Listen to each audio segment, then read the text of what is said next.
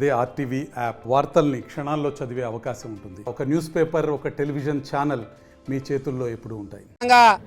భారత ప్రజాతంత్ర యువజన సమాఖ్య డివైఎఫ్ఐ ఆధ్వర్యంలో ఈరోజు కానిస్టేబుల్ అభ్యర్థులకు మెయిన్స్ పరీక్షల తేదీ నిర్వహించాలని చెప్పేసి, కానిస్టేబుల్ పోస్టులు ఎప్పుడు భర్తీ చేస్తారో ప్రకటించాలని చెప్పేసి డిమాండ్తో కడప కలెక్టరేట్ దగ్గర ఈరోజు అభ్యర్థులతో నిరసన కార్యక్రమం చేపట్టడం జరుగుతోంది.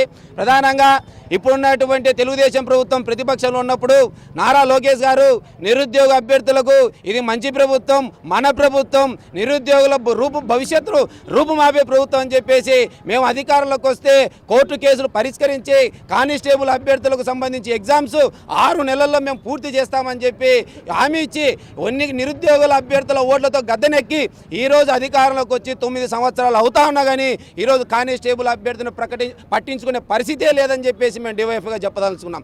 ఈరోజు నిరుద్యోగ అభ్యర్థులకు ఈ రాష్ట్ర ప్రభుత్వం అరచేతిలో వైకుంఠం చూపించే విధంగా ఈరోజు ఇదో ఈ పొద్దు ఇదో రేపు అని చెప్పేసి ఈరోజు మసిపూసి మారడకాయ చేసే విధంగా ఈరోజు నిరుద్యోగ అభ్యర్థులు మోసం చేస్తుంది తప్ప వీళ్ళ పక్షాన లేదు అని చెప్పేసి మేము చెప్పదలుచుకున్నాం. ఎందుకంటే గత ప్రభుత్వ హయాంలో 2022లో ఇచ్చినటువంటి కానిస్టేబుల్ 6,100 పోస్టులకు సంబంధించి ఈరోజు 2025 ఈ 3 సంవత్సరాల కాలంలో కేవలం ప్రిలిమ్స్ ఎగ్జామ్స్ 2023లో నిర్వహించారు. 2025 జనవరిలో ఈవెంట్స్ నిర్వహించారు. తర్వాత మెయిన్స్ ఎగ్జామ్ అసలు ఎప్పుడు నిర్వహిస్తారు అని చెప్పేసి చెప్పకుండా ఈరోజు గాలిలో మాటలు చెప్పే ప్రయత్నం జరుగుతుంది తప్ప మరొకటి లేదు అని చెప్పేసి మేము చెప్తున్నాం. అయ్యా చంద్రబాబు నాయుడు గారు మంచి ప్రభుత్వం, మన ప్రభుత్వం అని చెప్పినటువంటి మీరు ఈరోజు నిరుద్యోగులకు సంబంధించి ఎందుకు పట్టించుకోవడం లేదు? ఇది మంచి ప్రభుత్వమా లేకపోతే ముంచే ప్రభుత్వమా అని చెప్పేసి మేము డివైఎఫ్ఐగా చెప్పదలుచుకున్నాం. కాబట్టి నిరుద్యోగుల పక్షాన మీరు ఉండదలుచుకుంటే ఇప్పటికైనా సరే ఏదైతే సుప్రీంకోర్టులో ఈ కానిస్టేబుల్ అభ్యర్థులకు సంబంధించి రిజర్వేషన్ కేసు ఉందో ఆ కేసును న్యాయపరమైన చిక్కులు మొత్తం విడదీసి కోర్టులో సంబంధించి పరిష్కరించి అభ్యర్థులకు ఏదైతే పోస్టులు భర్తీ చేస్తామని హామీ ఇచ్చారో హామీ నిలబెట్టుకోవాలని, లేకుంటే డివైఎఫ్ఐ ఆధ్వర్యంలో చలో విజయవాడ సైతం ఈరోజు పిలుపునివ్వాల్సి వస్తుంది. ఖచ్చితంగా ఆ పరిస్థితి తెచ్చుకోవద్దు, నిరుద్యోగుల సమస్యలు పరిష్కరించాలని చెప్తా ఉన్నాం. లేకుంటే రాబో రోజుల్లో గత ప్రభుత్వానికి పట్టిన గతి మీకు పట్టకముందే మేలుకోవాలని చెప్పేసి మేము హెచ్చరిస్తా ఉన్నాం. అభ్యర్థిగా ఈరోజు వచ్చి ఇక్కడ ధర్నా చేయడము చాలా సిగ్గుచేటుగా కూడా నేను అనుకుంటున్నాను. ఎందుకంటే మీరు ప్రభుత్వం కరెక్ట్గా ఉంటే ఈరోజు మా పరిస్థితి ఇలా ఉండేది కాదండి. మా పరిస్థితి ఎలా ఉందంటే చెప్పుకోవడానికి కూడా మాటలు కానీ వీలు కానీ లేకుండా ఉంది. ఎందుకంటే ప్రతి ఒక్కరు మా క్వశ్చన్ అడుగుతుంటే మా సమాధానం లేదు. ఎలా చెప్పాలన్నా కూడా ఫేస్ చేయలేక ముఖాలు దాచుకొని నడిచే పరిస్థితుల్లో ఉన్నామండి. 30 ఏళ్ళు వచ్చినా కానీ జాబ్ కోసం ఎంపలాడతా పెళ్ళిళ్ళు కాకుండా ఎంతమంది బాధపడుతున్నారో మీకు తెలుసా? మా జీవితం ఎలా పోతుందో మాకే అర్థం కాకుండా రాత్రులు నిద్రలు లేకుండా టెన్షన్ పడుతున్న ప్రతిరోజు ఆ బాధ మాకు తెలుస్తుంది. ఒక్కసారి ఆలోచించండి సార్. యువగలంలో ఆ రోజు మాట్లాడారు కదా, తమ్ముడు నేనుండా 6 నెలల్లో పూర్తి చేస్తాను. 9 నెలలు అయింది సార్. ఎక్కడున్నారు సార్ మీరు? ఒక్కసారి జ్ఞాపకం చేసుకోండి. అక్కడక్కడ మీరు పిలిస్తే పలికినట్లుగా ఎన్నో విషయాలు చేసినారు కదా సార్. ఒక్కసారి మమ్మల్ని ఎందుకు జ్ఞాపకం చేసుకోవడం లేదు? సుప్రీంకోర్టులో ఎందుకు కేసు పరిష్కారం కాలేదని మిమ్మల్ని అడుగుతున్నాం సార్. మీరు మనసు పెడితే కాదా ఇది?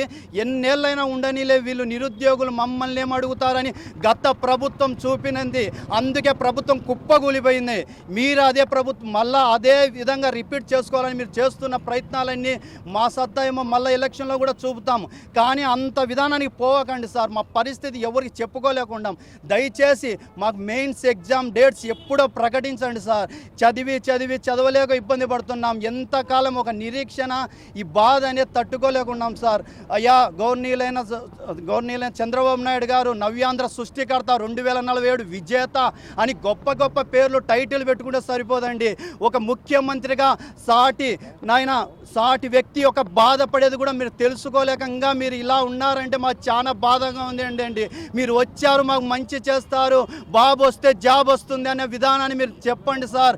మా కనీసం 6,100 ఈ పోస్టులు అయినా కానీ రిక్రూట్మెంట్ చేసి నేను చేశాను అనే మాటను మీరు నెరవేర్చుకోండి సార్.